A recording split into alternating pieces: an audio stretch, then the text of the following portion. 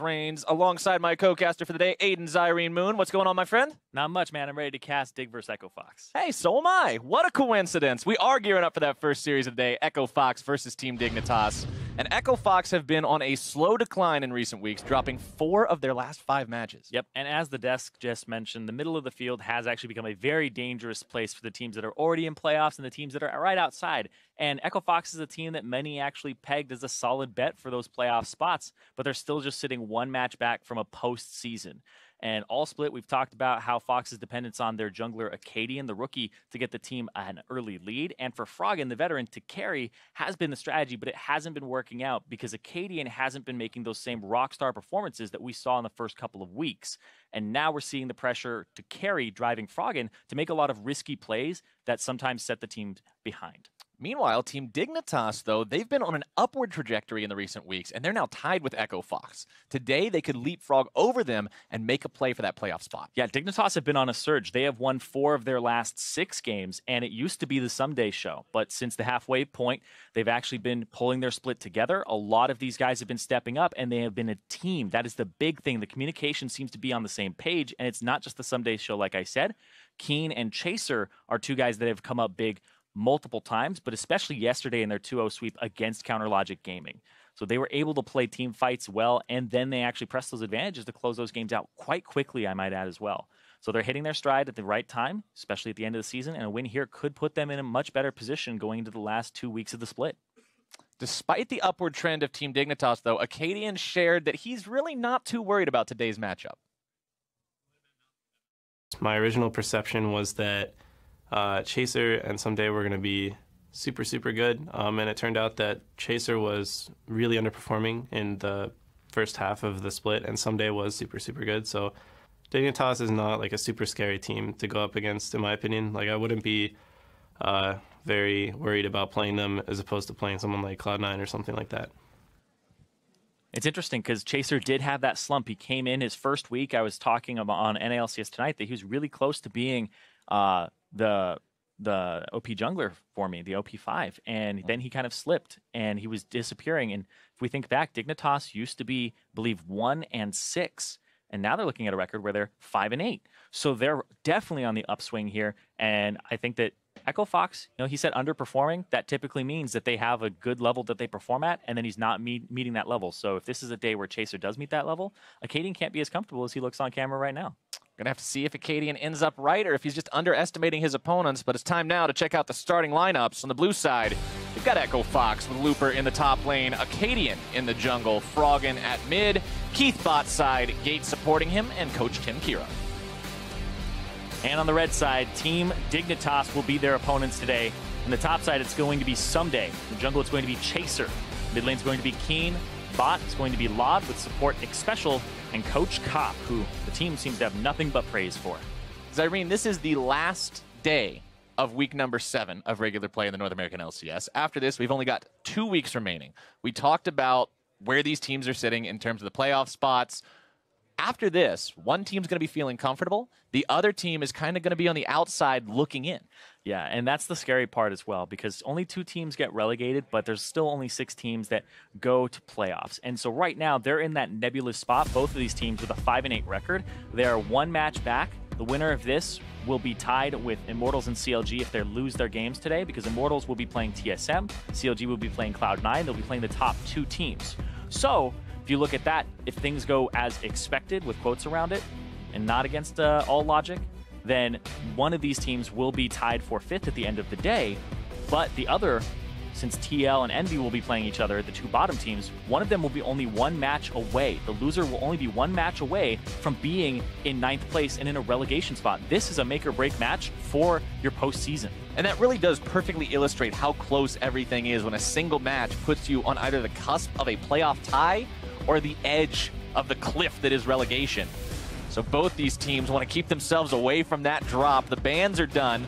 It's Camille, Rise, and Thresh banned away by Echo Fox. Dig going to take Malzahar, LeBlanc, and Varus off the table. And the Lulu that we've seen a lot more priority on recently is going to be the first pick for Echo Fox. That's going to be snatched up very quickly as well. And I assume the Rengar goes over to Chaser. He loves that champion. He will actually gank top lane through the brush constantly. If they match with the Karma here, it just shows that they're trying to take away. and just match roles and not show anything, because there's already a support for Echo Fox. And we'll see here. Ooh, that would be interesting. Hey, that's not Meteos. Yeah. I mean, Dignitas ended up winning yesterday. Echo Fox ended up losing to P1 and a Zach from Meteos. So Chaser giving a little BM there. He will go ahead, pick up that Rengar along with the Karma. Karma, of course, able to keep Rengar sped up and shielded and can make him that much more of a deadly assassination threat than he already is. But when you have to run him into a Lulu, things are hard. Echo Fox for their second rotation here, picking up the Graves and the Ashe. But this is something that I was thinking about when we first introduced the 10-ban system, that you only have 30 seconds per pick. Echo Fox are going boom, boom. They're actually locking them in so fast, they're not giving you as much time to think about your bans or your picks, and they're kind of using your time to deliberate that, and it seems like they're just going very quickly, trying to put pressure on the enemy team. It's an interesting mind game to take a look at. It's one of the things that can easily go unnoticed throughout the picking and banning phase, is just the kinds of things you can do like that, the little subtleties that may or may not be able to give you an edge against your opponents. Ezreal, the final pick of the first phase for Team Dignitas. So AD carry and support and jungler versus AD carry, support, and jungler means we are going to see all solo lane focused bans in this second part of the banning phase. Rumble, the first one removed by Team Dignitas. Yeah, it'll be interesting because there's a counter pick here for Keen in the mid lane, the counter pick King from back in the day, the Urgot, the Jarvan come to mind, and even mid lane Rumble at one point, but Rumble will be banned away against the Looper, and the Cassiopeia will be banned away against Keen. So it looks like there will be some top lane and some mid lane bans here from both of them, like you said, the roles that have not been picked yet. But they'll start pinching them down. Focusing on the AP champions here at the start. There's a lot of AD being played these days, and right now the teams currently have no real AP on their side. The Karma and the Lulu, I don't really think those count since they're going to be on support. But Singed also taken away now by Dignitas, respecting the pocket pick for Looper. Yeah, I think you take that off the table. You can't really get rid of all the pocket picks for Looper. The Swain is still up there. Also for Froggen, Twisted Fate, which nobody else really plays right now. Twisted Fate and Anivia, both somewhat commonly banned against Froggen, but not taken away this game. Syndra will be the final ban from Echo Fox, not wanting to give that one to Keen. So he actually just banned away both of the champions that Keen played yesterday, getting a solo kill with Cassiopeia against Huhi, and then also the Syndra that he played in the next game. So they took away both the champions that they had seen Keen pop off on. It's a viable strategy, considering yesterday's performance was very different for these two teams, one going 2-0, one going 0-2. Maybe stopping what was working for them most recently is exactly what they need to do to find a win here. Nautilus will be the first pickup of this second part of the picking phase for the side of Team Dignitas. I'm a little sad you didn't go with the red versus blue quote. It's a legitimate strategy. As a Captain Flowers yourself. It's the first game of the day, Zyrene. We can't go full meme just yet. That's true. The Shen, though, I actually like this for Looper. He didn't perform too well on it the other day, but it is a champion that can assist. And this is really interesting because now they set up Froggen to carry with double shielding. This is a composition that Echo Fox were kind of running the other day where they had a Katarina mid, and so they had something that could dive in and that could deliver the Shen, but also the Shen would protect alongside the Lulu. So this Ahri here will serve a lot of the same job. Yeah, you see something like a Rengar on the enemy team up against something with very low mobility, no natural escapes like an Ashe. You're thinking, okay, Rengar's got a value target to jump on, but with Lulu and Shen keeping him safe, it's a lot harder to complete that job and make that happen as Dignitas trolling around with their last pick hover for the time being. Highly doubt we're really going to be seeing Echo Urgot today, but Echo ends up being what they lock in instead there for the mid lane. Echo is quite good into this matchup. You'll be able to follow her through the first Spirit Rush, and then also the fact that you get to take Teleport. You get to 1-3-1 later on in the game, and this is a 1-3-1 composition here from Team Dignitas. They'll be able to start getting the split push online, and then Chaser can go between the lanes. The Karma is there for the Mantra E to speed everybody away. So if Keen gets fed, they start using the double teleports, and if he doesn't get fed, they start actually grouping up using him as wave clear, and Chaser will go between top lane and the 4 unit, 4 people that they have grouped up. Echo Fox, on the other hand, a lot of engage here. The Ashe Arrow, Froggen can dive in, the Shen, and then Acadian is a lot of this damage. I think some of the biggest successes we've seen from Echo Fox in the early parts of the split were Acadian on Graves, where he could carry and mechanically outperform. Yeah, Acadian was having a phenomenal first part of the split. A lot of people talking about Rookie of the Split, MVP, all these other awesome buzzwords flowing around for this guy. recently hasn't been finding as much success, hasn't been able to just pick the team up and put it on his back like he was trying to earlier. But at the same time, that means that they have to work together just as a more coherent unit. One guy shouldn't have to hard carry every single game. Yeah, and that's why people look at Acadian and Frog and go, oh man, maybe they're not playing as well, etc. But I feel like that's unfair because there are players like Keith and Gate, and just to give an example, the last match that they had, the combined score of the bottom lane was 1 kill, 21 deaths, and 19 assists. Whoa. It's like, it's really not just on Acadian and Froggen to carry. There's sometimes you have to carry, but you need to not be an anti-carry. You need to, like, you were talking about earlier, it's like, you know, you need these guys to step up, but not to, like, the second floor or anything. You need them to get out of the basement and just get on the ground level. Right, just get on the first floor, hang out just right there in the living room. We're not asking you to climb 17 sets of stairs. We're just asking you to not be in the basement. And that's what they've got to be working on. We need to see a stronger performance from the Echo Fox bottom lane this time around, because they are up against a team that, like we mentioned earlier, is having a lot of positive momentum right now. Earlier on in this split was one of the bottom teams actually tied for last at one point. Yes, with 1 win, they were tied for last when they played Envy. We were joking around, you know, it's the battle of the bottom right now, because it was legitimately the 9th and 10th place team, but Dignitas are now surging.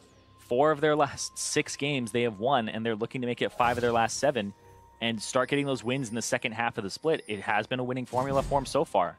But I think the fact that the top half of the map is so strong for them and their bottom half is so consistent, it's kind of what Echo Fox are wishing their team was like right now. Right. Where their bottom just holds on. Their bottom can actually play things like Jhin, Ezreal, sit back, take care of a lot of the engages, be safe.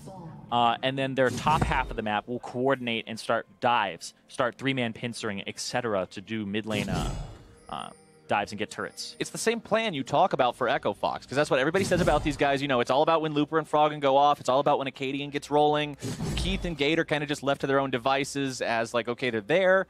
But like you said, that's what they want to be, is what Dig is in terms of how both are currently executing very similar plans. And once again, this is interesting because this actually is Someday picking up 1 CS. This will mean no, it's actually fine. He does this a few times. It means he hits level 2, 1 creep faster in the top lane. The little raptors are worth so much. And so Someday will shield himself, not take too much damage from Looper, and he'll walk to lane and assume he... Oh, he actually goes for the harass instead of the CS. Ooh. All right. Both of them going to be missing out on those first melee minions. What? It might be tank versus tank, but these guys are not going to be wasting any time. But it's also the Grasp of the Undying for Looper, which is a much more consistent and higher uptime mastery than the Courage of the Colossus for Someday. So Someday was actually going for really strange, I think it was a strange trade for him to try and go for. But we'll see. Actually, is he trying to get the wave shoved in on him? Is Chaser going to go for the level 3 dive top? Ooh, the early attention. I don't know. Maybe being paid top side. Chaser does like to help Someday out whenever he can. It's a 2-minute and 45-second. He enters the tri-brush. There's no ward there. He wasn't spotted, but he is going to go to the other side. Just backing up for now. Oh, Looper's not going to be too aggro just yet. Yeah. Chaser stopped, so he's delaying his jungle pathing, and he's kind of getting to the point where he has to go now, or he has to just back and do the rest of his jungle. So yeah, there you go. They also don't know, because you saw just pings on the minimap from Acadian. He said Chaser is on the bottom side of the map right now. Right, they have no clue that he was sitting around the top side for that long, waiting to see if he could make some sort of a play. So Chaser just going to be slightly behind as blows are traded back and forth between the supports here in the bottom lane. Gate easily able to proc that Thunderlords on the Lulu as Acadian clears out his top side on the Graves. Both of these junglers, you mentioned Acadian's ability to carry on the Graves. Chaser also on a champion that can do plenty of carrying in his own right with the Rengar.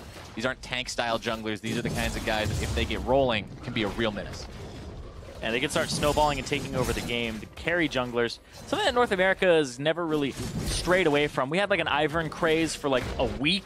Yeah, we don't play that champion nearly as much as EU does or anywhere else, really. Everybody was like, all right, this can't carry as much. Let's put our mechanics to use. This doesn't kill other players. This just protects mine. I'm more concerned with making sure their life bars hit 0 than my guys. Exactly. It ends up being something that the North American junglers, you know, comment from Anori that there's too many toxic ones, but it's just because they try, man. But hold on, this is actually Chaser with 4 ferocity. It's going to fall off, though, out of combat for too long. Yep, rip out of combat ferocity Ringo. Yeah, it looked like he was trying to go mid. Cadian is on the opposite side, and he's going to pick up these raptors. that they started on that side. It's a good timing from him, knowing actually when they would spawn. Yeah. Chills there. Raptor camp going to him. Chaser's going to be just a little bit too late as he walks over here. He'll walk over the ward and find that camp cleared out as Acadian gets himself away. Level 5 now compared to the level 4 on Chaser. That early time that Chaser spent in the brush top lane, obviously attributing to that edge for Acadian ever so slightly. Mid lane Keen getting himself shoved in for now, just going to be farming up with the Time Winder as Keith and Gate remain even in farm in the bottom lane. And this is a part of the map that we're going to be keeping an eye on throughout the game. Because Keith and Gate, we already mentioned, this is the part of Echo Fox that we're looking to have a greater impact than in previous matches. This isn't warded, and they just pushed out forward. Now they're getting shoved away. Lod E'd forward, and that looked like they actually won a ward. There they go. Nice E. As soon as Lod E's forward with less than half of his HP remaining, you got to be thinking, if you're Keith and Gate, something is weird about this. Something's fishy, yeah. Something doesn't add up here. Sometimes you got to play like you're a hurt animal and that you're actually defenseless as your jungler comes in. You got to be an actor. Oh no, please don't kill me. That would be bad. Definitely not a scary Rengar in that bush. Looper underneath his turret against the Nautilus, someday utilizing the bullying power of that champion. Even if he doesn't have the laning dominant Keystone, he's still a very laning dominant champion. It's mostly because he got to back and buy 2 Doran's rings, and Looper has not backed and used teleport yet. So just the someday factor of backing early and got himself a little bit extra in terms of combat power.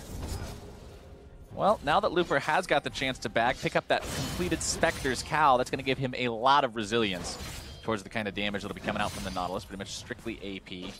Can throw in a little bit of extra physical damage there for the auto attacks, but Looper taking the opportunity to jump in here. Spirit's Refuge going to be keeping him protected as he knocks off that shield from Sunday, sticking around long enough to get one more grasp proc.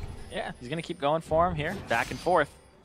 Junglers actually look like they spotted each other out, or at least Acadian got spotted by Chaser. I'm unsure if... Acadian's level 6, though. Like, that's a really big amount of extra burst on this Graves. Is he going to jump in on him? He is. Acadian starting up the fight.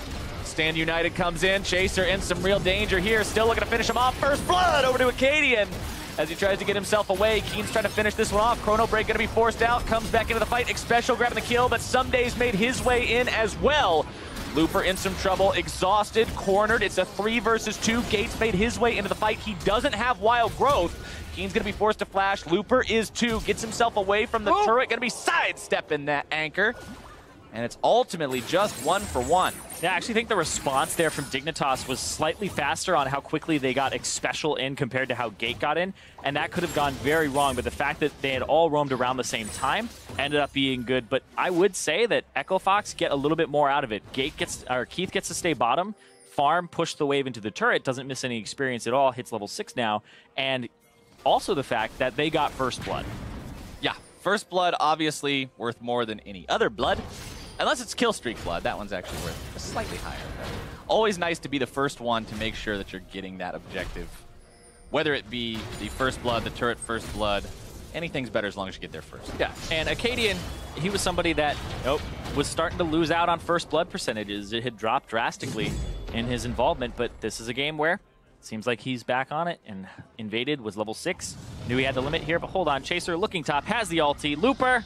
Chaser sees this. He's saying he's pretty low, and man, he just gets the burst. No problem. Minions. Whoa. Almost blocking him off there. Acadian shows up. Almost has the ulti again. There's no blast cone. Acadian dashes over the wall. Thunderlord's going to be procced. Acadian just needs a few more seconds. 3. Give it to 2. Oh. Nope. Doesn't even need it. Give it to kill with the auto attacks. No, I'm just kidding. No, let Keen get in and, save him, I guess. Still, Acadian going to pick up the kill. There was no way that Prog was going to get there. My mind had actually just played with me for a second there. I don't know why. Keen was coming to grab the kill. I was like, what? Yeah. I don't know why. For some reason, I just think it's not so much of a Keen champion. But still, jump in, gets the ultimate there, and now Acadian tries to back off, but like Someday is in here. And so when he's backing up, Xpecial's already there. Xpecial just nukes him. Yeah, Xpecial's there, and that's really kind of the extra that they weren't expecting. If Xpecial wasn't there, then that kill doesn't go over. Keen flashes away, and this is just so many summoner spells down early on that the invade top for the kill on Looper is a good move, but then on top of it, Acadian gets the counter kill onto Chaser. Starting to see some serious CS differences now, too. 66 in the Graves compared to 42 in the Rengar. Now, a lot of times jungle CS can just be attributed to who's killing Gromps and who's killing Krug. Yeah, we saw him take the Raptors, etc. But at the same time, it's still something worth pointing out. Almost as much of a CS difference there in the top lane between Someday and Looper, too. Someday really farming up a storm on this Nautilus. Yeah, if you look across the board, it's just Dignitas are ahead in every lane at the moment. Mid, bottom, top. It's just the jungle right now with Chaser making some proactive moves, and the fact that Acadian is 2 kills now and punishing him, taking away his farm, and actually having a really good route up a level. One thing I do want to point out, though, about these junglers, Acadian did go for the Tracker's Knife versus the Skirmisher's Saber on Chaser, so Chaser will have extra combat potential through that, whereas Acadian's going to be more focused on the vision game. We see this a lot against Rengars. Instead of having the dueling power against the Rengar, you will go for vision control, so you know exactly where he is, and that's where you take away his power. You don't have to fight him if you know if the Rengar's in the vicinity, and you can protect your laners, which I think for Echo Fox is definitely great, because you need to protect these laners from Chaser. Chaser will just lane gank with the ultimate onto pretty much any lane except for the mid. Sure, you get the eyes over your head, but that doesn't exactly protect you from all the damage that comes in from him. It just kind of lets you know, hey, you're going to be dead in a couple of seconds. So the automatic crit really does hurt. Yeah. Keen with his blue buff, Froggen with his. Both of these two have the ability to just spam the waves down at their leisure. Very little amount of time remaining on Froggen's, though, so we'll have to go back to paying a little bit more attention to that resource bar. You can see some vision being placed down around the Dragon Pit by Dignitas. It's Infernal, so everybody wants it. This is the one that's worth fighting over. This is the one that teams will just throw themselves in and haphazardly kill themselves to make sure that they can grab. Yeah, something's going to go down bottom very shortly, though. Acadian around here. The Scuttle Crab has already been taken. Sweeper about to come up for Gate, and we'll see what he sweeps. All right, just tossing the ward into the tri-brush. Oh, the collapse TP is coming. Dignitas looking to grab him for this one. Someday comes in. Acadian going to be caught out. Wild Growth is down. The Burst is through. And Acadian's grabbing kill number 1. Still getting himself out alive for now. Keen's going to be grabbing the retaliation kill as Fox is able to make it 2 for 1 so far. Someday now going to be chased down. Froggen can chase him over the wall. He flashes. Get himself away. Flashes over the wall. Froggen still wants more damage. Not going to chase over. Doesn't have the ability to. The flash not quite available. But Echo Fox will take the fight. Looper's going to TP back top and actually try to push this turret in because Someday has no way to get back there. That's the beauty of the Shen. You can use your globals back to back, enter the fight. If you win the fight, you go back to where you were with a shoving lane and start getting some damage on the turret. And Someday's all the way still back in the base, just now walking past the inhibitor. That's a lot of EXP missed out there. Yeah, look at the response here, because what happens is Someday backs, TP's in immediately, then Shen will come through. Gate takes a lot of damage, but it's actually the ultimate from Gate that helps Acadian so much, and then he's able to throw out his combo against the wall, blows 3 people up to half HP, and then Froggen gets the charm before Keen can actually chrono break. Stopping Keen before the ultimate. Really, really nice there for Echo Fox. Gives them the edge in that fight, the 2 for 1 advantage. Brings them up to about a 400, 300-ish gold lead now. And this is what's good to see from these two teams, both of them, Echo Fox and Dignitas alike, where they are all gathering for the skirmishes. It's the teamwork, the communication, especially already on the top side of the map. It's like, what is this guy doing here? But that's the extra surprise factor, where if he comes over with a blast cone, it's like, wait, how did he get here? And they're just dueling forever in this top side. I think he went in, and now Looper doesn't have vision, and there they go. They might stun him up here. One side's got a lot of help coming. Looper's in some real danger. Taunt Flash getting himself away. They won't chase this one underneath the turret. Nobody else is nearby for Echo Fox, and that means Dignitas is going to commit for this tier 1. Chaser looking to grab the kill through the ulti if he can. Acadian and Gate, meanwhile, onto the Infernal Drake. Looper getting himself bursted, tries to use Spirit's Refuge. One more hit'll do it. Chaser with the flash to make sure he seals the deal. Infernal, though, going to be going over to Fox. Yep, but that's going to be first turret going down for Dignitas. That's going to be momentum on top side of the map. They have more people here, and this is going to be faster turret takes. Fox have to answer with mid, and they have to answer with bottom tier 2 if they actually want to get an advantage. Keen flexing those muscles in the 1v2 against Acadian and Froggen. Going to be looking to hold these guys as long as he can. Throws out more Time Winders, clears away the waves, but the turret only needs one more hit. It is taken down as the top lane tier 2 will also fall on the side of Echo Fox. Dignitas grabbing that one as Fox gets the bottom side tier 2. There's just turrets all over the place. This is actually a better macro answer from Echo Fox. They get the Infernal Drake, and then they get 3 turrets to the 2 that were taken. Dignitas did get the first one, but Echo Fox ended up taking 1 more, and now they really just have to worry about this top side of the map. The bottom is now completely theirs, and that's where you want right now, because the Drakes are going to be coming up. Whereas the top side, 6 minutes until Baron is even on the table to consider. So having that top tier 2 down, not as big of a deal, especially when the enemy has a Shen with double globals. Look at that. Despite the recent rocky games, the fans still got a lot of faith in Echo Fox. 69% think they're going to be getting the win today. I mean, this team was really revitalized by the fact that they brought in Acadian, this rookie that started having some great performances. Froggen started being a bit more of a leader and having some aggressive, proactive play. And so, there's a lot to be excited about for Echo Fox. Dignitas on the other side, I would say there's a lot to be excited about here too. Someday came in, and it looked a bit mediocre, like he couldn't get completely unlocked by Chaser. But Chaser has now stepped up, has been having the performances we expect from both him and Someday. And Keen has been kind of the surprise for me so far. Doesn't have to rely on those counter picks as much, those cheesy picks, or the things that people would call cheese, and has been playing pretty standard, and it's been working. Dignitas now looking to even up this turret count. They got 3 men in the bottom lane and a lot of minions under this tier 1. Nobody from Echo Fox going to be showing up to stop this. Instead, they're just going to make the trade topside. Yeah.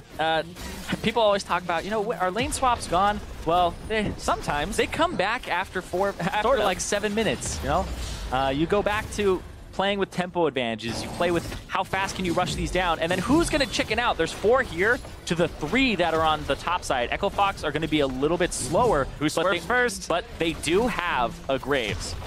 And I will say, this could be very risky, because now Dignitas have inside track on mid. Froggen can't shove up as much as he would want to, so you can see Gate playing off to the bottom right, making sure they don't get flanked or anything like that, because it could be so scary with the Rengar coming in. All right, they're both going to swerve at the same time.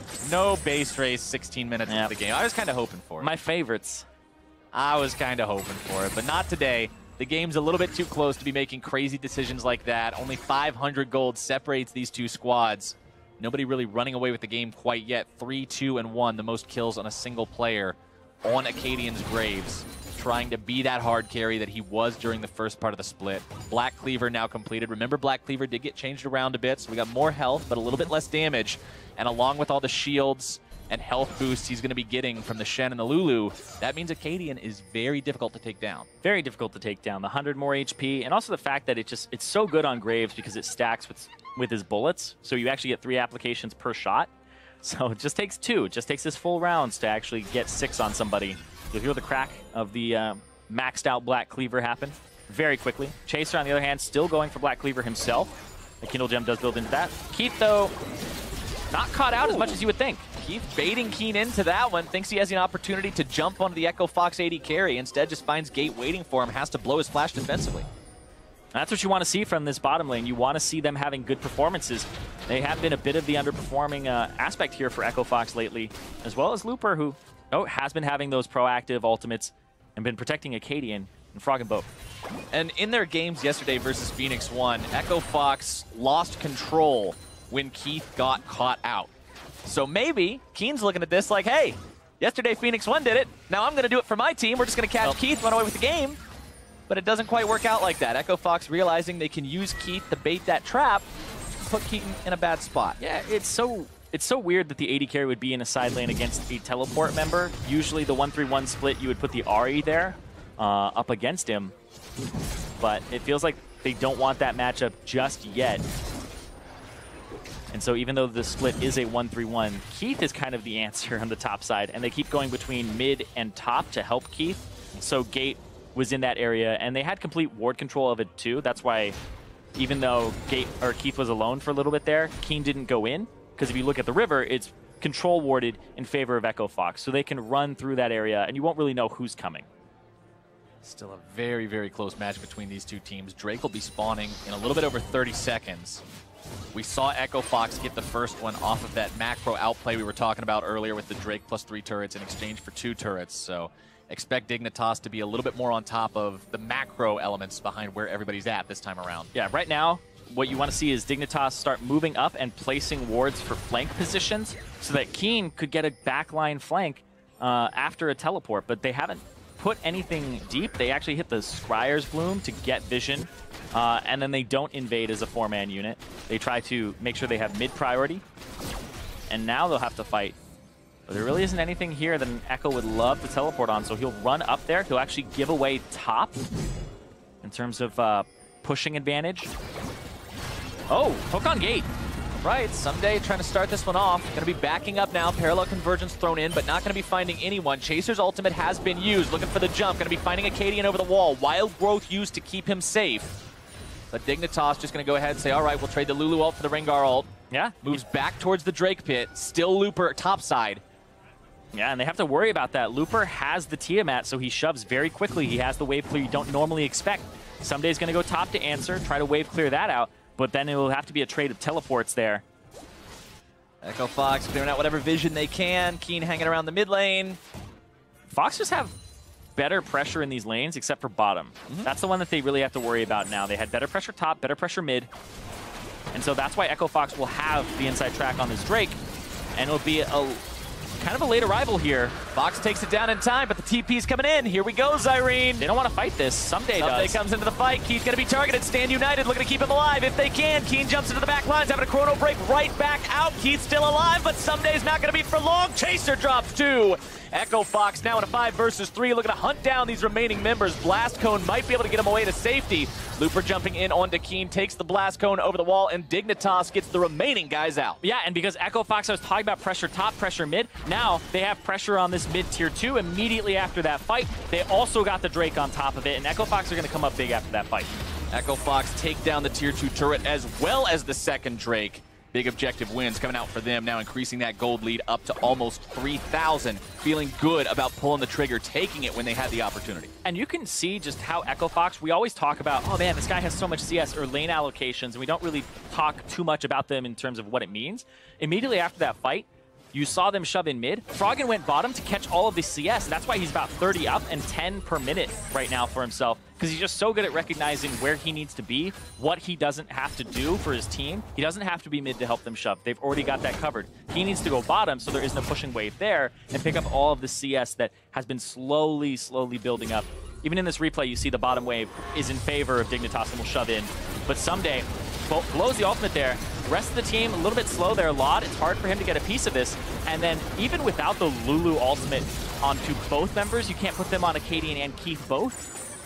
They both end up living there, and it was split damage because there's just so much AoE coming through.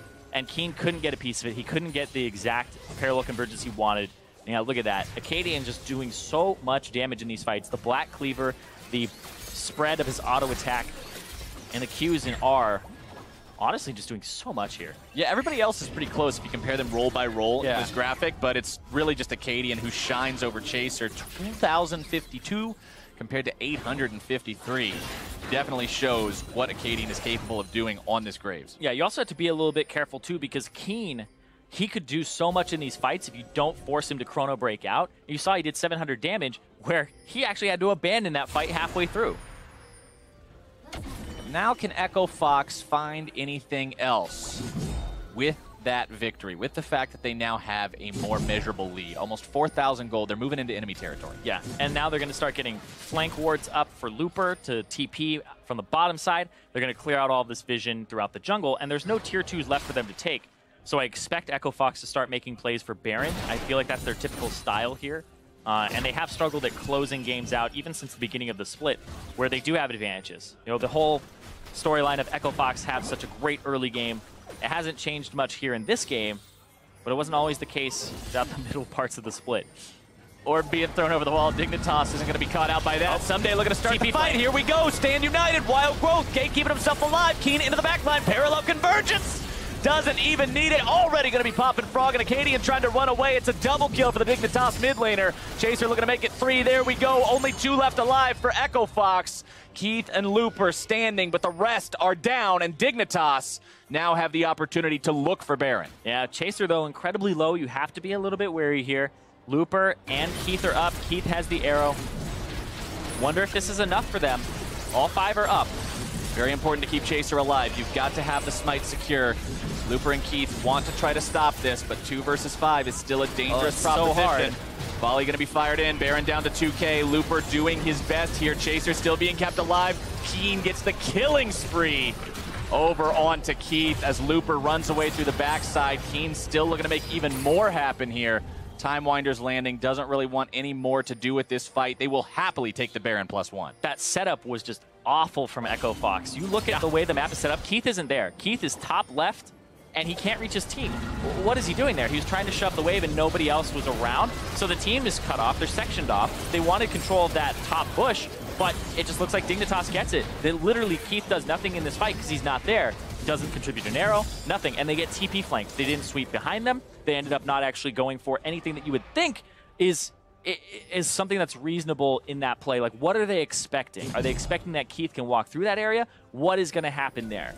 And I can even, like, just when we go back to the items, Keith has sweeper now because he's like, screw these TPs. They're TP flanking, and they're actually cutting them off. They don't have enough vision control.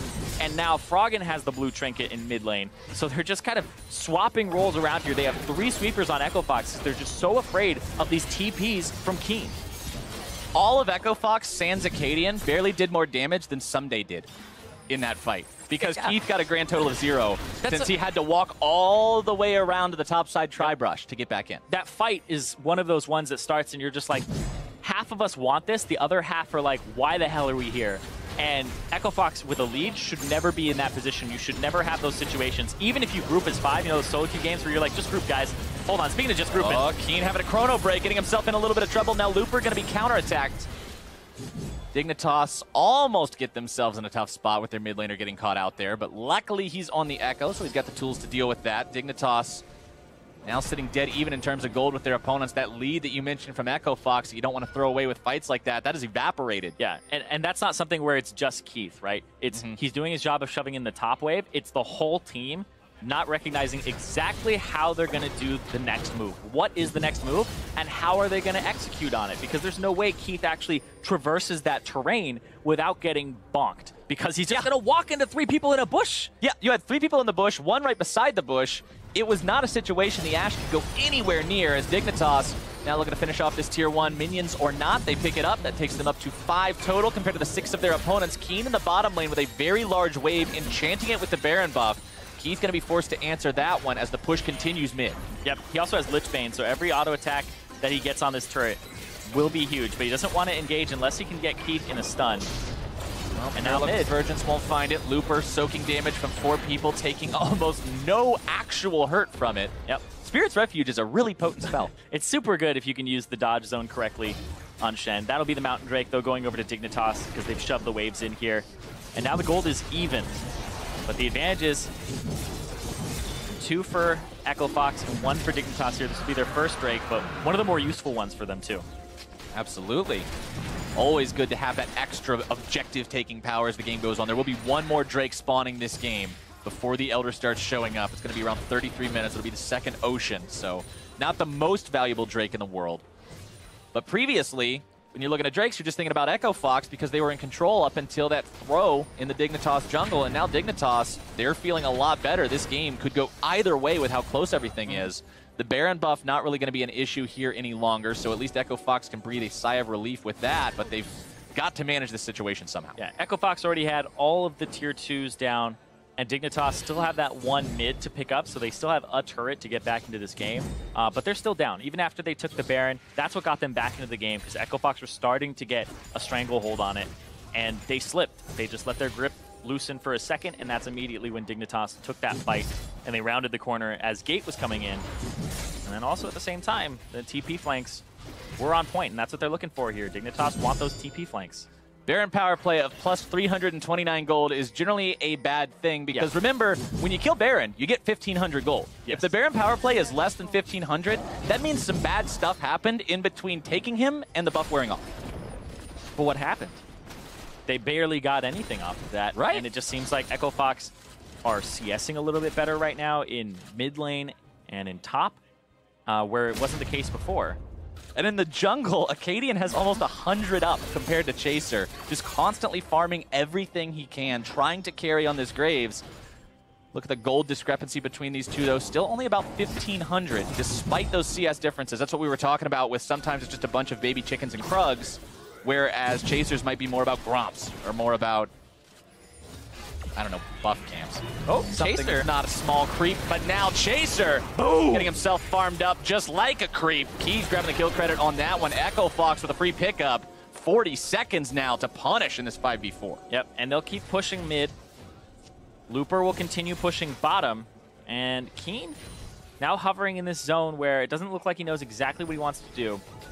And this is Echo Fox. You can see they just prioritize lanes so highly here, where even after that play, they don't want to run up mid and keep pushing. They're like, all right, top, let's push out top wave, let's farm our Gromp. And so they're just trying to maximize the amount of efficiency they have here. Instead of funneling multiple people down mid, they have to play the game where, okay, we killed Chaser, doesn't mean we immediately get an objective. And Keen does take away the red. Yep, Keen will deny that from Keith. At least a small victory to take for losing his jungler there in the mid lane. So Dignitas happy that they didn't have any real consequence for giving away that pick. Still an 8-7 game. Echo Fox showing that they weren't completely rattled by the lost fight in enemy territory, still able to get together and say, hey, we can set up the pick here onto Chaser, let's take this guy down. But it's always a bit of a heartbreaker when you can't get anything else based off of that. Sadly for them, there were no neutral objectives up to take. And with all those tier 2s down, like you mentioned earlier, the only thing you can actually do against your opponents is try to break the base, and it just wasn't a situation for that. Yeah, and I feel like they're going to break the base via Baron fights or Baron takes here. Echo Fox want pressure bottom and mid. That will sacrifice pressure top. That means that the Baron will be able to ward it. They'll be able to sweep it out with their triple sweeper. We're starting to see some serious item power spikes coming online now too, Zyrene. The Guardian Angel, plus the Frozen Heart, plus the Spirit Visage for Someday means he's incredibly tanky, plus you gotta kill him twice. You've got both the Proto Belt and the Zhonya's Hourglass on Keen, so two very powerful activatable items for the mid lane Echo. And Laud, Trinity Force, Blade of the Ruined King, Last Whisper just now being purchased, as well as the fully completed and stacked Muramana. Very scary on the Ezreal. Yeah, and even on the other side with Keith, the fact that the Last Whisper is now 45% bonus armor penetration immediately, that means like Ninja Tabis, that you're already getting 15 lethality from purchasing the Last Whisper. Uh-oh, Someday. Spider-Man's himself out of there, taking only about half his health bar. And like you could see there, you heard the crack from the Black Cleaver getting stacked to 6 very quickly. That's going to be the extra benefit of having that Graves and Keen, the split push, the 1-3-1. Yep. Great job seizing that opportunity, taking that down solo. Now going to be throwing out Parallel Convergence. Tries to grab the stun onto Looper. Looper barely getting himself out of it, but that's enough. As Xpecial is forced to flash away. Acadian looking to finish this off if he can. A little bit more damage. They've got it. Now going to be looking for Chaser too. Acadian continuing to dash forward. Collateral damage going to be jumped away from Chaser, keeping himself alive there. Froggen grabbing the charm on to Someday. He's very tanky. He's got the Guardian Angel. Not likely in any real danger here. It's an inhibitor turret traded for a support, essentially. Definitely a better trade on the side of Dignitas, but Froggen and the rest. Wow, this is aggressive. They want that. Of Echo Fox can now look at Baron. Oh, they're going to try to pick. Someday going to be the one walking into it. The tank has been taken down incredibly low. Parallel Convergence thrown into the fight, but Looper is now jumping in on top of Dignitas. The Chrono Break doesn't get Keen too far back. Acadian and the rest of Fox going to be healed up from the Redemption as Looper gets Wild Growth on the front line. Echo Fox having shoved the enemy tank away. He's got teleport though. Remember, he can make his way back into the fight. Echo with no Chrono Break means he's also at a much higher risk level if he dives into a fight. Yeah, he TP'd to top side though. He'll start pushing the wave out or going for a flank, but I don't think they're starting it just yet. Echo Fox not feeling comfortable with that, thinking it might be a little bit too much of a throw, a little bit too risky. Oh, Arrow finds its way onto Lot, a little bit slow with the E, now going to be caught out. No QSS to save him. And Froggen will grab that kill for himself. Sometimes you delay the QSS a little bit too long, and they get you. Yo, that was back-to-back arrows from Keith. We didn't see it, but the way that Xpecial got caught was an arrow, and Someday caught two. Someday, with his 80 carry picked off, hangs around mid lane a little bit too long. Guardian Angel or no, he is going to be dropping. Echo Fox just waiting around that body for it to come right back up and send it right back down. And Dignitas will go get the Ocean Drake, but this will be a Baron here started up by Echo Fox. They definitely feel comfortable starting it now. Well, Dignitas knows there's no way they're going to contest that Baron with just a 3 versus 5. You've got to take the kind of crappy consolation prize of the Ocean Drake and let them have the Baron. And Froggen will end up taking the red buff away, so Keen actually gets nothing there.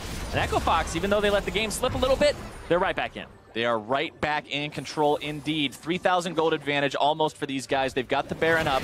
But what they really need to do with this is use it properly and crack that base open like you mentioned earlier. This is their ticket to enemy territory. Yeah, this is an arrow that hits Xpecial from previous time. Sorry, this one hits Laud, and this is the one that the most recent pick. So the E, a little bit delayed. He has Flash as well. So they just don't have vision coverage. The fact that Xpecial got picked the first time means their Sightstone is dead. They don't have a Tracker's Knife on their jungler. They only have a Trinket Ward from Keen, who is splitting, and Someday, but it's still not enough because then they have to face check into this pick composition where Froggen has the Charm max second and is waiting for those picks. All right, Echo Fox, you've got the Baron, you've got a slight kill advantage, a little bit of extra gold in your pockets. Whew. It's time to go towards that enemy base. Yeah, speaking of extra gold in your pockets, it's a Flame Horizon in the jungle for Acadian, and he has a Death's Dance, and he also has a Phantom Dancer. It's only about 2,000 gold up. That's a so spicy build. You can definitely tell it's a lot of jungle creeps, but still, that's a high damage build. The Phantom Dancer was a special for a lot of Graves jungles where they would go that second because it gave you a very good cadence for your auto attacks. But the Death's Dance is so much healing because you'll heal off of your R, you'll heal off your Q, and all the auto attacks as well. You pretty much have to burst him down, but this is on a team with a Shen and a Lulu. It's very, very hard to burst him down. But I also like the fact that, it's hard to burst him down. He has 2 control wards in his inventory, and he already has an Elixir of Wrath as well. So if Acadian is allowed to auto attack, you're not killing him fast. Getting himself caught out. Keen looking to find the burst if he can. True shot barrage into the Echo Fox lines, but Keen immediately has to get right back out. Keith. Chaser looking to come in. Keith in danger, going to be rampaged on. Keen grabbing the kill, and Acadian is in retreat. Looper still frontlining. More parallel convergence is coming in. Laud in the back line, over the wall, able to find the damage. Froggen now might be in some danger. Finds the charm onto Laud. Gate looking to help him out. Dignitas has lost 1, but found 2, trying to hold their base. Keen, Zhonya's Hourglass to keep 1v3? himself alive. Acadian's able to find 1. Might be looking for 2, healing himself up off the minions. Xpecial now in danger. A double kill with Thunderlords.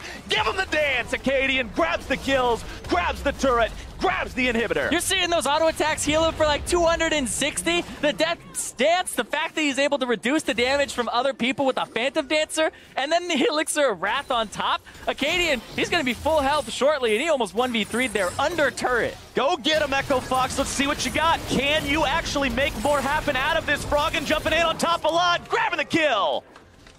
A killing spree for the Echo Fox mid laner. They are not willing to stop now that they have found this chance to push forward. Yep, gonna take a recall here, gonna go back to base, buy what they can. And this was an interesting fight because this looked like Laud was actually gonna run away with it here. Because Froggen gets caught, a lot of damage comes through, Keen gets hit with the arrow, Chrono breaks back, and then he jumps in onto Keith, and then Chaser does as well. They blow him up, and now watch Laud here. Laud on the right side, hitting Looper, hitting Looper, hitting Looper, hits Froggen, hits Looper. Nobody is pressuring Laud, kills Looper, hits Froggen, and that charm there is really what turns that, because that would have been most likely Froggen getting aggressed on immediately afterwards. And then that there. Acadian with the 1v3 under turret afterwards, that is just huge. Dodging out from the turret. Yeah, oh man, God. Right there, and then boom, style points. Tell them all about it. 260 on that heal there with the auto attack. Like, this is just a ridiculous build where you have to kill him, you have to get a stun on him in the first place, and then you have to kill him in that stun. And look at the itemization from Acadian now. The last item will be something with a BF sword. He is not willing to go defensive whatsoever. Jesus. Top lane inhibitor going down 7,092 damage in the last fight. Good Lord, man. We saw Laud free fire for so long, and he was still 1,000 damage behind that. Yeah, and on top of that, Laud has a Blade of the Ruined King, and he's hitting a tank. There's a lot of HP to go through there, but Acadian was in the back line, killing Someday, killing Keen, killing Xpecial. What a game. Game number 1 has been so far, Yeah, Irene. I want to know what that last item is. If that's a Bloodthirster and he's just going for a full you can't kill me bro build. Full lifesteal. Full Rambo. A Rambo build just in the middle of 3 people. They do first blood. Welcome to the gun show. Yeah.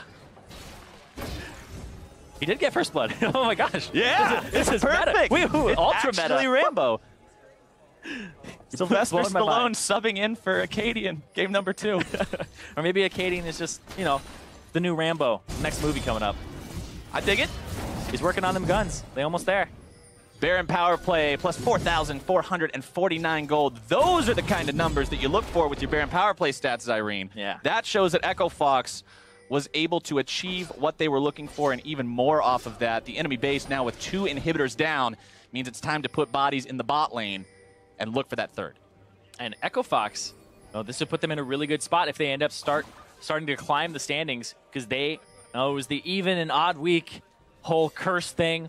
Now Half it's curse, just half meme. Yeah, now it's mostly true. Now it's the curse becoming less of a meme, but actually is Echo Fox just sliding down the standings more. It's the panic button for a lot of Echo Fox fans because they're in danger of missing playoffs when this team, in top shape, looks like a playoff team. They've taken down some of the best. And when you look at who won this matchup last time they played each other, it was actually Echo Fox walking away with the win over Dignitas 2-1.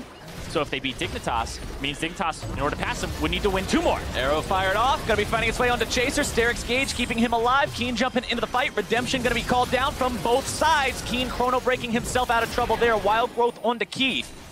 Dignitas now with their jungler in critical condition, having to back away from this one for a second. Remember, the super minions are going to keep pushing in the other lanes. Yeah. Looper's just hanging out in the base. This is interesting because they have both those down. Elder Dragon's on the table, and the Baron is on in 35 seconds. Echo Fox, they walk up, because if they lose this fight, they will lose Elder, and that could be so risky. Hold on, though, Gate. Oh, Gate getting himself popped at the very start. Someday now soaking damage as he chases after these guys. Keen going to be caught out. Stand United keeping him alive. Not going to be doing enough. Keen now onto Acadian and shut down. Froggen grabbing the kill, but Acadian falls as well. Dignitas now trying to find Looper for a second time after the Guardian Angel revives him, flashing away from the dredge line. 1 for 3. Dignitas gets their fight. Froggen, still really healthy, also has Spirit Rush now. Plus the base being assaulted by these super minions. Turrets are both very, very critically low. They need to get back here and stop these. They're going to lose. Fight from Chaser just to try to stop one of the super minions in time. Are they going to lose one of them? That cannon minion is taking so much damage, and they're going to walk in. Froggen's here. Froggen and Looper looking to bring these down if they can. Looper gets a little bit too close with a little bit too few health remaining. Froggen jumped on and brought down. Can they make it Looper too? Yes, I think they can. Takes a little bit of work, but they get him. The late unofficial, wait, not even late and unofficial. They grabbed the ace just in time. Yeah. Middle inhibitor respawns, but they do lose both of their turrets, but the top inhibitor will respawn very shortly. This gives them a little bit of a window where Froggen is not on the field and Looper, and they can start doing that Baron, which I assume they'll start doing during this replay. Charm almost hits Keen there, but watch Gate. Gate is walking up, and then all of a sudden, Someday's like, wait, I don't need to hit this tank. I hit this guy, blows him up. Gate still has flash, still has exhaust. Annihilated there. And now Keith gets pulled in by Someday. Someday with the 2 back-to-back hooks. That's what you're looking for there. Hold on. Acadian's going to try to fight this. Acadian with Infinity Edge as his last item, by the way. Going for the crits. 50% chance on attack. Keen coming into the backside. It's going to be red team securing Baron Nashor. Dignitas grabbing that one for themselves. Acadian gets himself killed. Not what Echo Fox was looking for. And Dignitas now have the Baron. They'll have an easy way to push out all these minion waves. And with Looper, who was still dead, and Froggen, who had just come up, now it's time for that Elder Dragon, but I don't know if they'll be able to actually go for it on Fox's side. They don't have Acadian. They don't have Smite. It's for 35 seconds. We're 42 minutes into this game, Zyrene. These death timers are big. So what they have to do, Fox have to get here first, set up vision, and make sure that it's completely swept, and that they can get a pick. Because you know this is the next area that Dignitas wants to enter. If they can pick somebody off, you can dissuade them from doing this. Buy some time for Acadian to come back up. That's going to be to check. They're not on it. They didn't check the left bush. This might be what Fox needs. Chaser walking himself through. Nope, Echo Fox not in a spot to really punish anything there. Dignitas moves towards the Elder Drake, keeping Keen in the mid lane just in case they try to rush towards the base. Yeah, but that's also Keen getting a flank position. Right. Closest person to Keen is Keith, and that's not what you want. Acadian's still back in the base. He's got to walk his way down here. Oh, they arrowed him. As the Elder Drake is being taken very, very low. Lod, the one who actually secures it. Keen Zonya's going to be activated.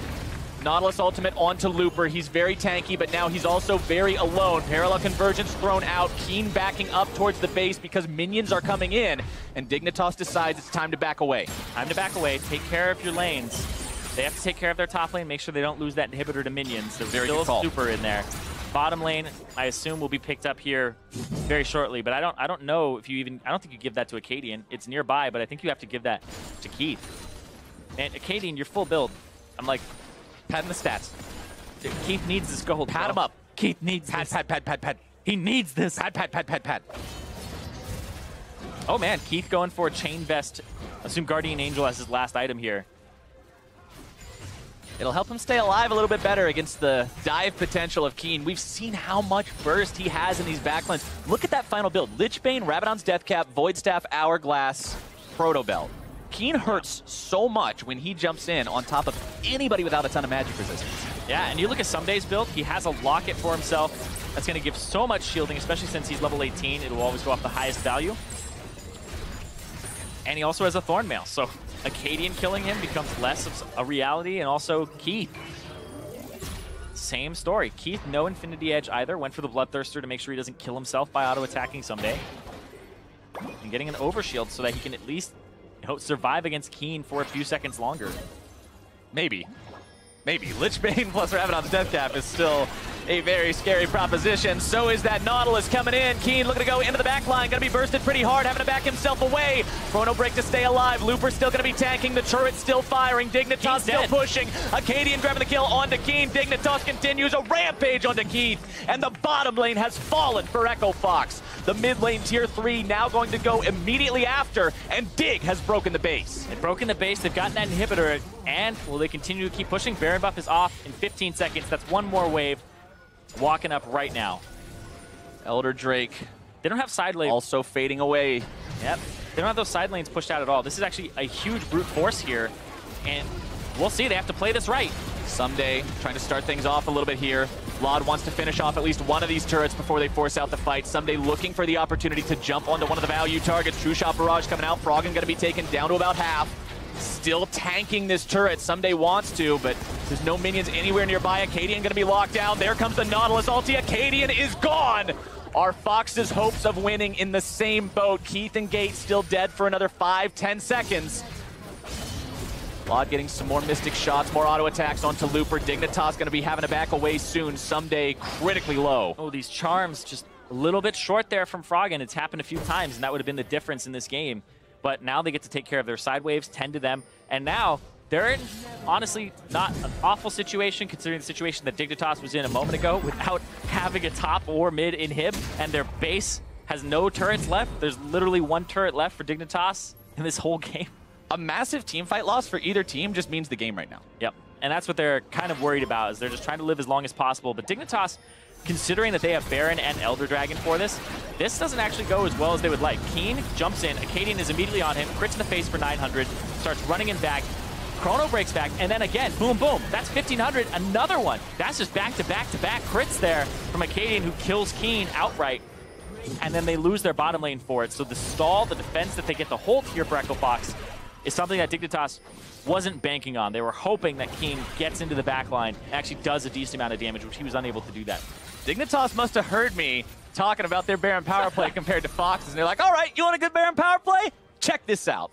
5,862 gold. That's a Baron power play. Yeah. Now this game has been very confusing because it's been honestly a little bit of a throw after throw here. Oh, Looper in the bottom side with Chaser coming in. This is a really hard target to pick when you've got the whole team here still taking so long to bring him even low. Redemption gonna be coming down. Looper still alive. GA gets procced. He's going to be coming back in just a second. Someday looking for the lockdown onto Acadian. Fox cannot afford to lose him. Someday going to be taken low too. Looper getting himself away. Echo Fox health bars are in dire straits. Yeah, but Echo Fox, they were able to push out mid-wave and don't have to worry about any pressure on their base just yet.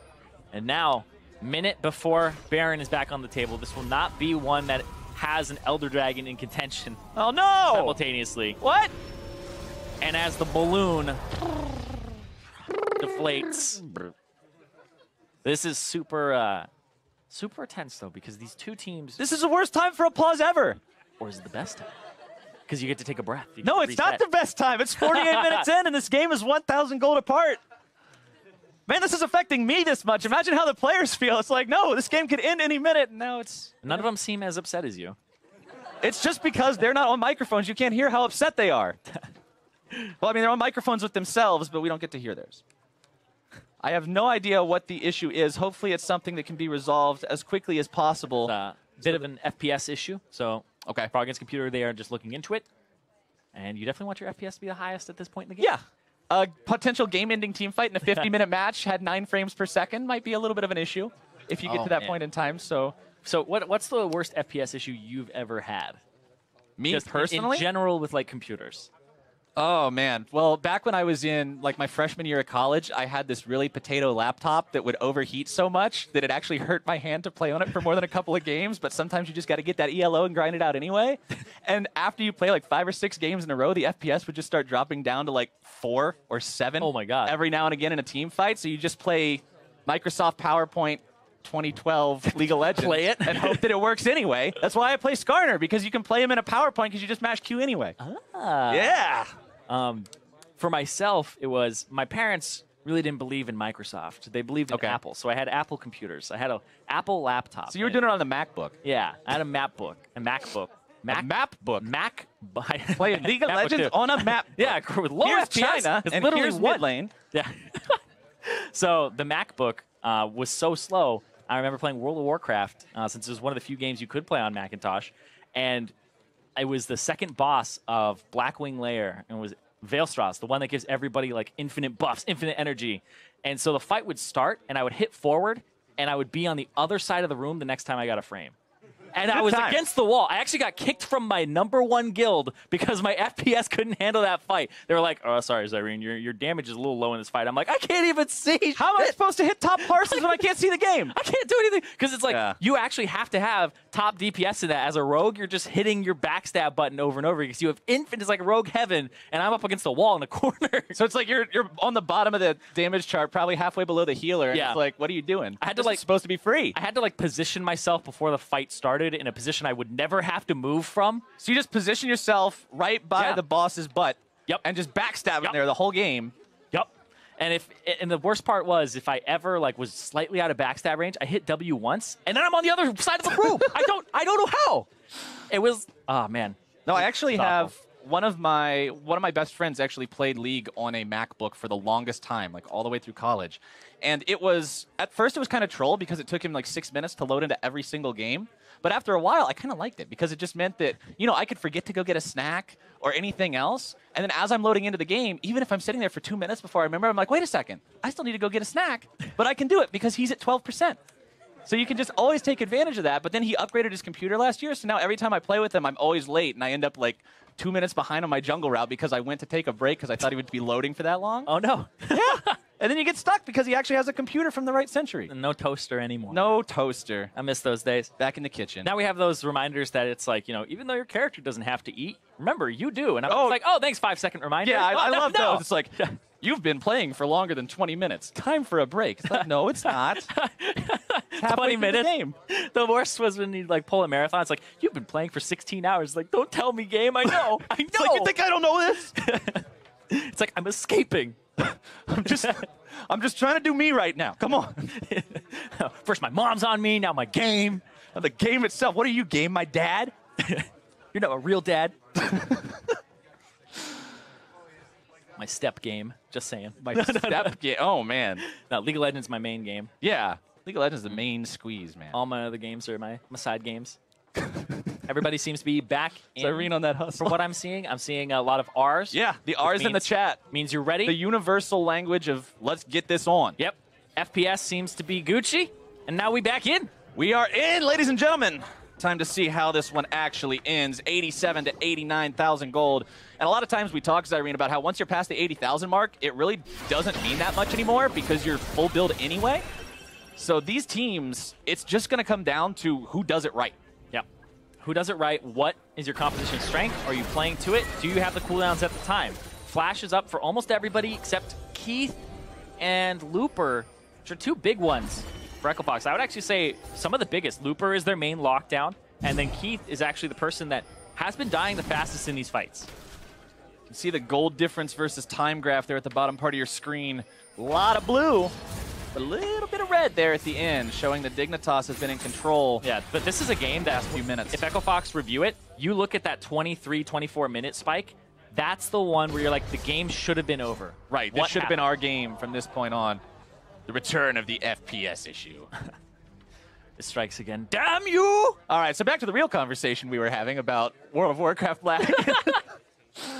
Man, everything else. That stuff got me killed so much in Stranglethorn Vale, man. That was not fun. Dude, we still had back when World of Warcraft first came out, we still had dial-up internet. The thing where you have to listen to the thing screech in your ear when you first log on with the wee.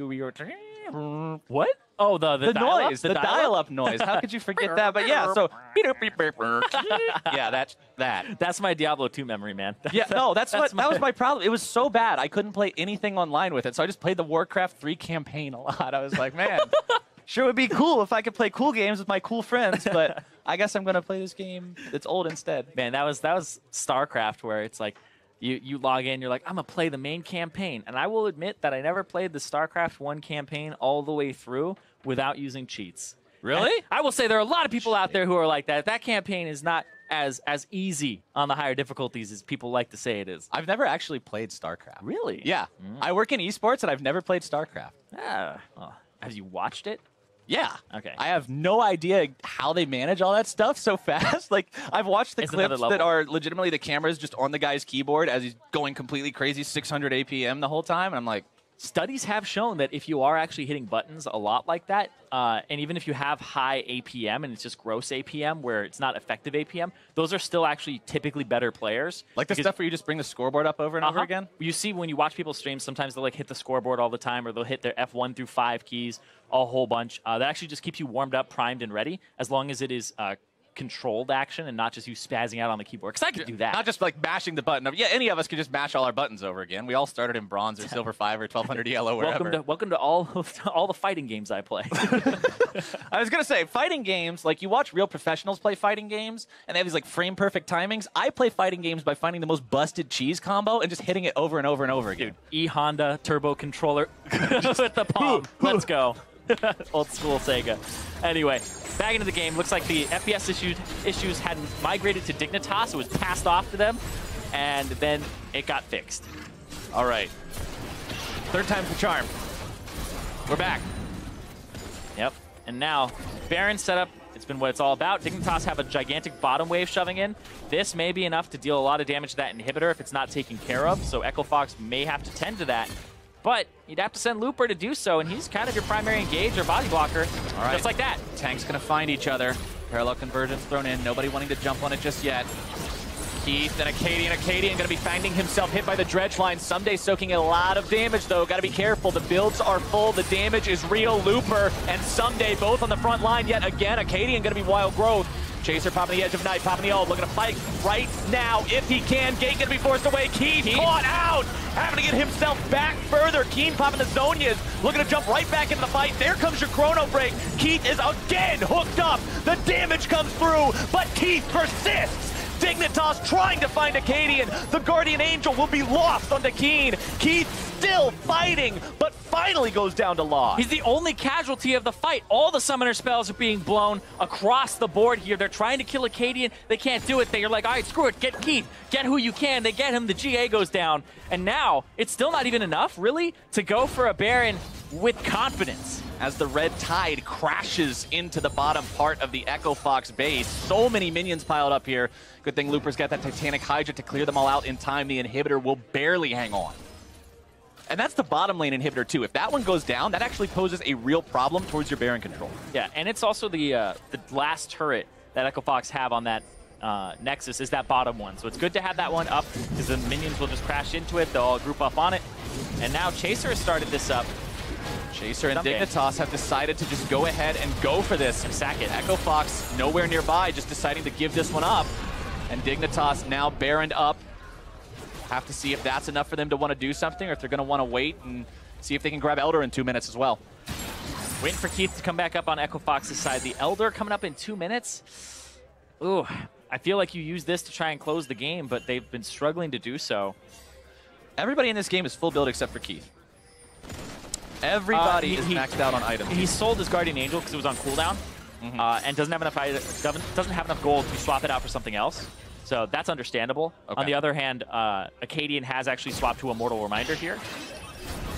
Which, I'm trying to remember what items he had and which one he swapped out for that. That was the jungle item. Okay. So jungle item swapped away for the Mortal Reminder, trying to stop some of that healing. All these different champions that can have a lot of life steal or natural regeneration. 93 to 96,000 gold, 52 minutes in. What a hell of a start to this series, Irene. One of these teams is going to be feeling good with the win. The other likely going to be feeling at least somewhat exhausted after a 52-minute match that they ultimately will not be able to walk away with the victory in. And I'm watching these supports very carefully here, because as the game gets tighter and tighter, it's who are they taking care of? Gate was putting speed bursts onto Acadian for almost that entire fight, so that Acadian could walk up. Not Keith to reposition, it was Acadian to walk up, be a bit of a bruiser, and try to deal damage to Keen and also Someday. And Xpecial is just providing so much extra utility to the team with the Ardent Sensor that he has, giving them some extra damage and healing. I gotta say, Laud has been performing pretty well this game. There's only 2 deaths to his name, but the guy has very high kill participation, the highest right now, tied with his bottom laner. Someday thinking about going in if he can. Parallel Convergence going to be thrown down. Keen threatens to jump forward, not going to be finding that jump just yet. A lot of damage poured into the inhibitor. Not quite enough to take it down just yet, though. Dignitas continues posturing forward. Dredgeline will find no one. Laud grabs the inhib, and that's what Dignitas did for. Arrow onto Laud. No chance for Echo Fox to jump in on that one, though. He got himself back to the safety of the rest of the team. Dignitas finds the advantage in this, but now Keen in some trouble. Getting himself away from Acadian, who spins the ultimate to do that. Yeah, it looked like he missed a bit of that combo, and that may have been an extra 600 damage on top of it. Keen backs. He's right back into the fight. They know that Graves doesn't have the ultimate. They might be able to make something happen here. Froggen going to be hooked in. Someday looking to start the fight. Looper taking the damage. Spirit's Refuge to prevent a further engage. Redemption going to be used to heal Someday back up a little bit. Someday now going to be looking to get back, heal himself up, TP back into the fight. TP into the top side. Chaser's here too. Chaser making the move onto Acadian, gets the stand united. That's a big shield that won't be available for a team fight. Acadian's ultimate almost back up now. So what they've done with the Baron is they've gotten those 2 inhibitors. They're going for that top turret. Even though Elder Dragon is on the table, they're just trying to pick apart the base. They have 30 seconds, 2 more waves here to work with. 1 turret left standing, guarding this inhibitor. 1 more standing, guarding the Nexus. Dignitas with all the tools and all the damage they need to crack it.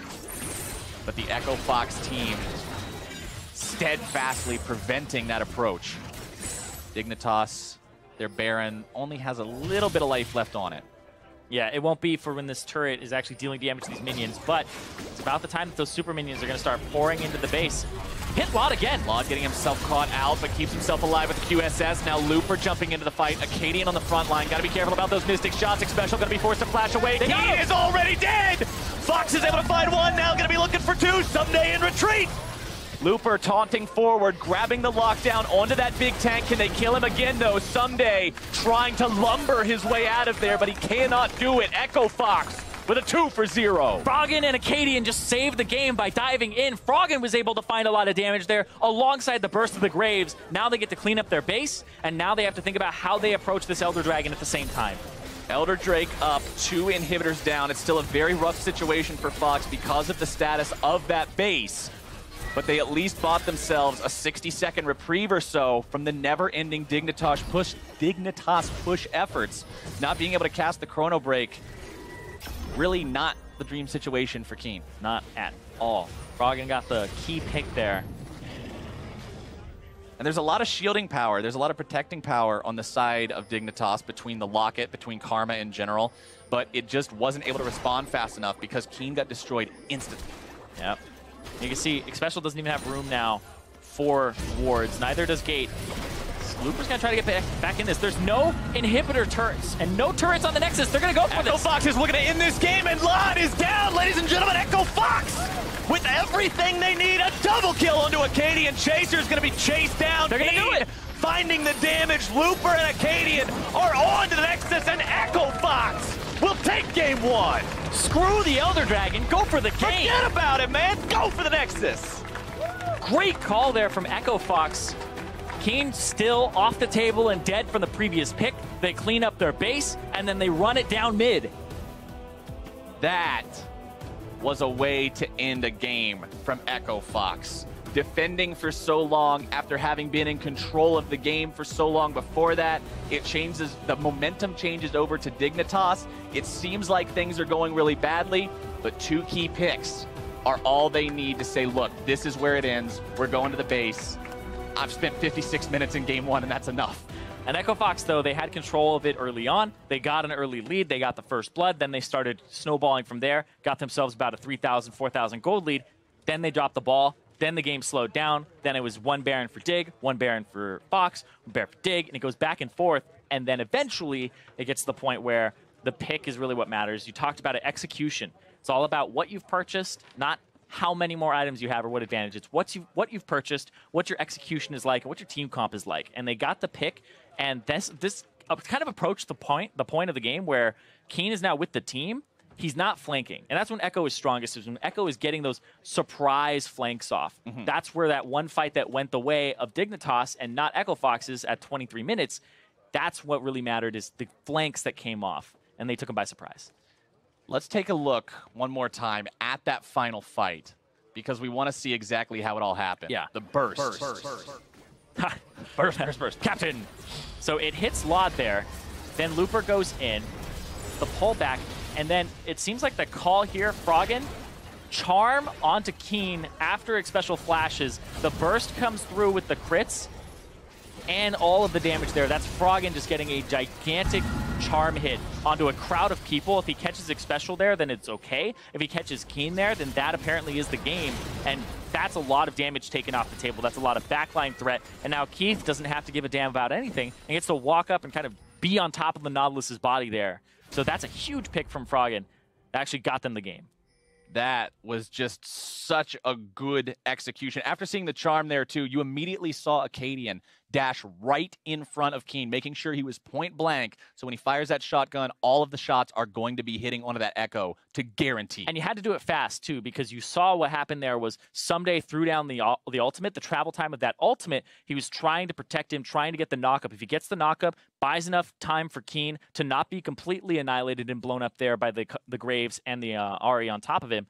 And then that gives him enough time to chrono break, heal basically to full off of that, because it's just so much AP and it'll scale with the AP ratio on the ability and the fact he had taken that damage very recently.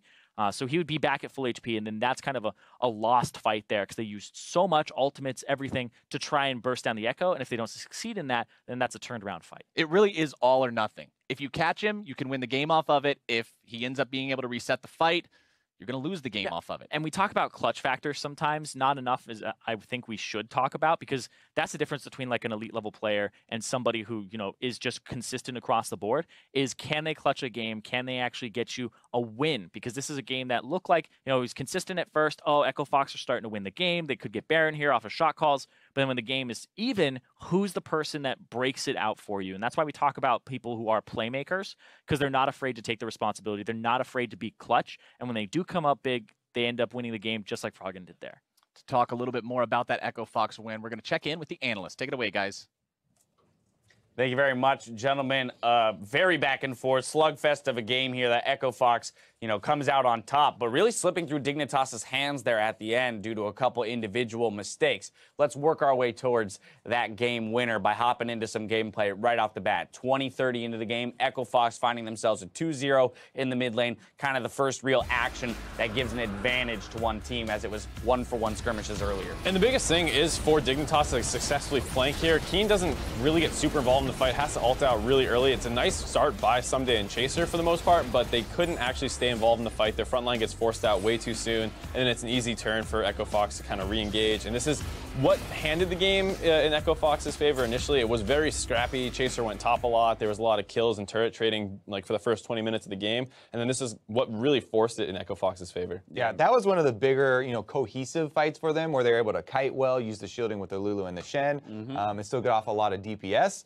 The other big factor for Echo Fox was picks.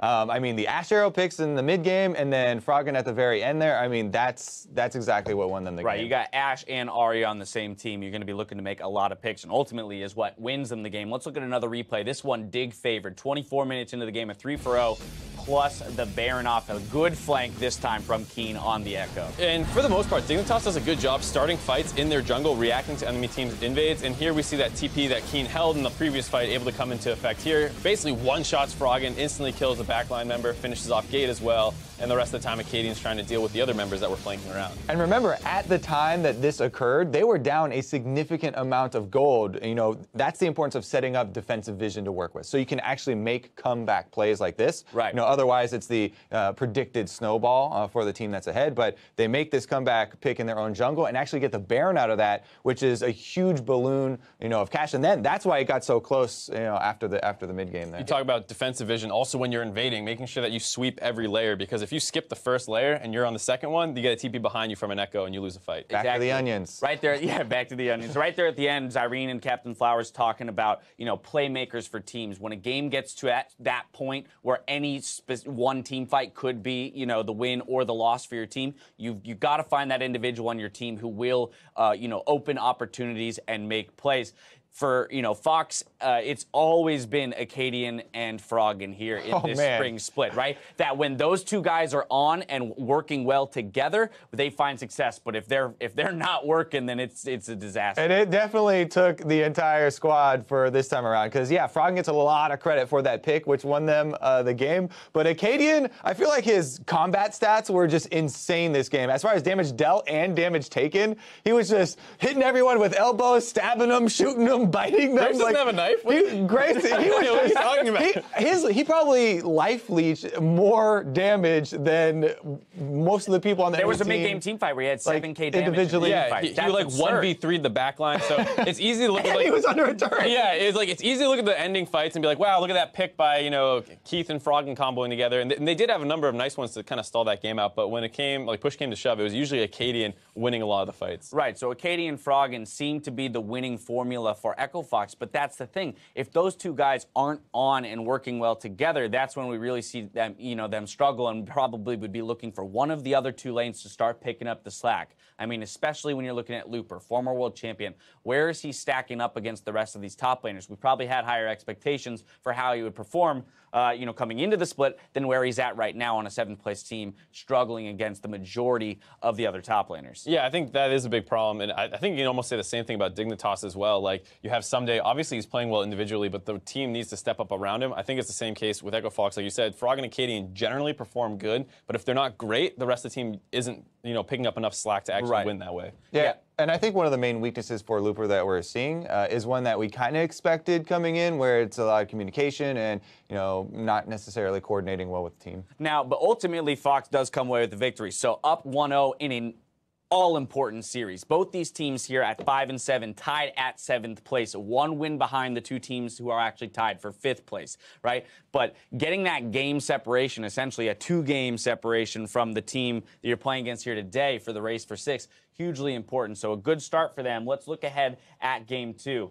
Dignitas now needs to craft 2 victories here in a row. How do they do it? I mean, they try to go for their kind of signature Lulu Rengar comp this time. They have to settle for the Karma because of the early pick by Echo Fox. Here they are on the blue side, so maybe you first pick the Lulu back. I don't know, because you're probably not going to get the Rengar. It seems a little difficult for them to get this comp when Echo Fox is preparing for it. Yeah, I think regardless, though, maybe trying to play a little bit more around Keen, as Keen to me has been, he's shown through yesterday, good again today. I just think that he's trying to step up here, right? And maybe feed him a little bit more help. Right. Someday could probably survive that top lane just fine on his own. Yeah, you might not get him a huge snowball lead, but if you put that focus to where Echo Fox has, most of their power in that mid lane, perhaps Dignitas comes out on top. We're going to step away for a quick break. When we come back, we're going to see if Echo Fox can close out the series, or Dignitas will take us to a Game 3. And as we go to the break, the team behind the series, Drive, gave us a look at their first episode of the new season.